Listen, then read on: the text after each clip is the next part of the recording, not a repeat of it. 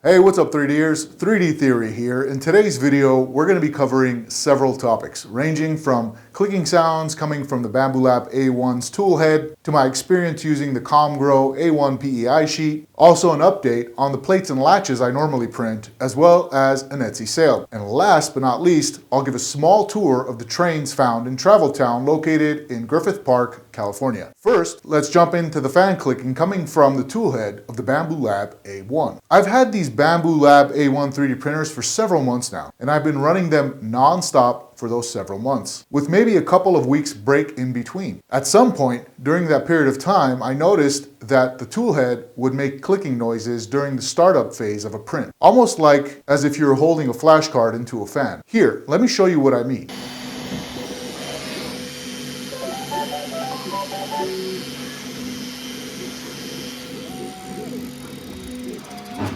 This only occurs during the startup phase of a print, and the noise stops when the actual print begins. I created a support ticket with Bambu Lab, and they sent me a replacement fan I'll be giving a try when it arrives, and hopefully it fixes the issue. The funny thing is that it only comes from the top two 3D printers, and the rest of the A1s are all good. In all honesty though, the prints come out totally fine. I was just concerned about the noise because it seemed to get louder and louder over time. If any of you have an idea of what this could be, please let me know in the comments below. Now let's move on to the ComGrow A1 PEI sheet that can be found on Amazon for only $10. As you may or may not know, I print plates and latches here in the tiny 3D print farm, and I've printed about 250 units or so of these plates, and I print them over and over again in the same exact spot on the same exact PEI sheet. This caused my old PEI sheets to start having ghost images of these plates, as I described in my previous vlog, and I have a link to that video in the description. I wanted to get the least expensive PEI sheet I could find on Amazon for the A1, and the ComGrow PEI sheet was the result. By the way, this is not a sponsored video,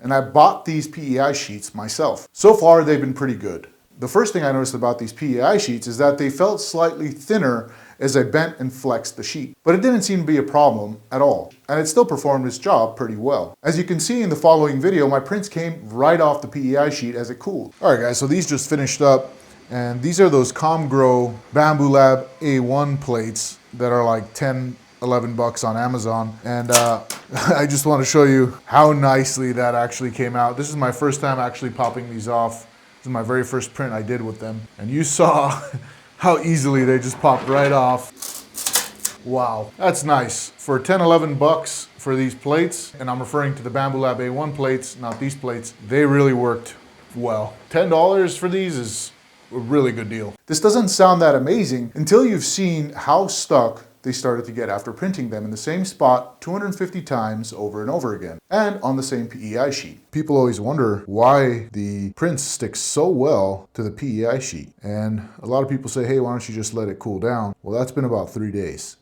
and as you can see, it's lifting the PEI sheet because it's so stuck on there. There you have it. It's coming off, but you can hear it. It's really stuck on there.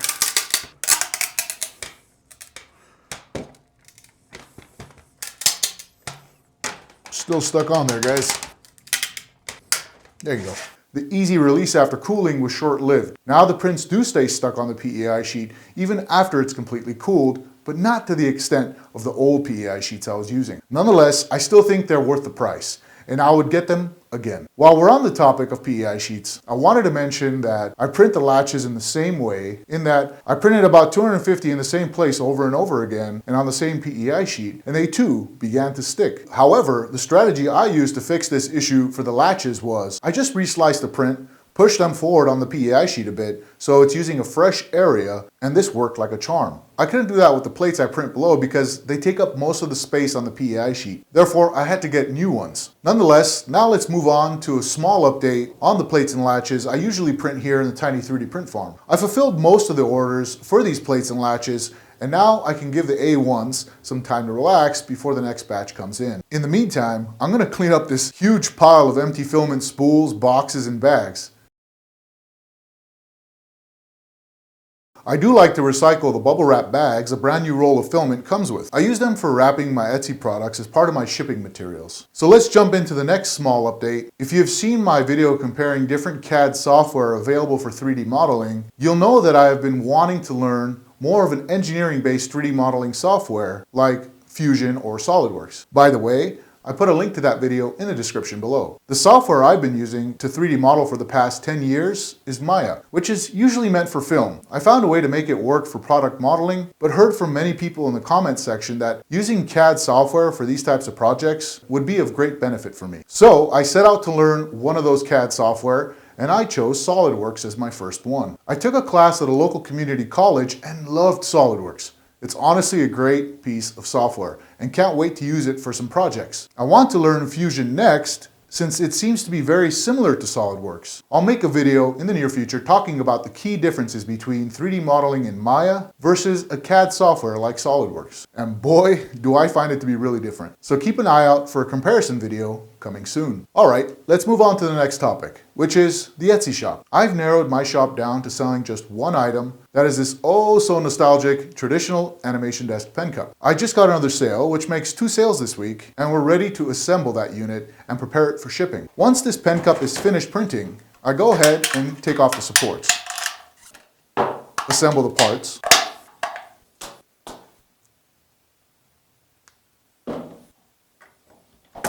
and glue all the necessary pieces together.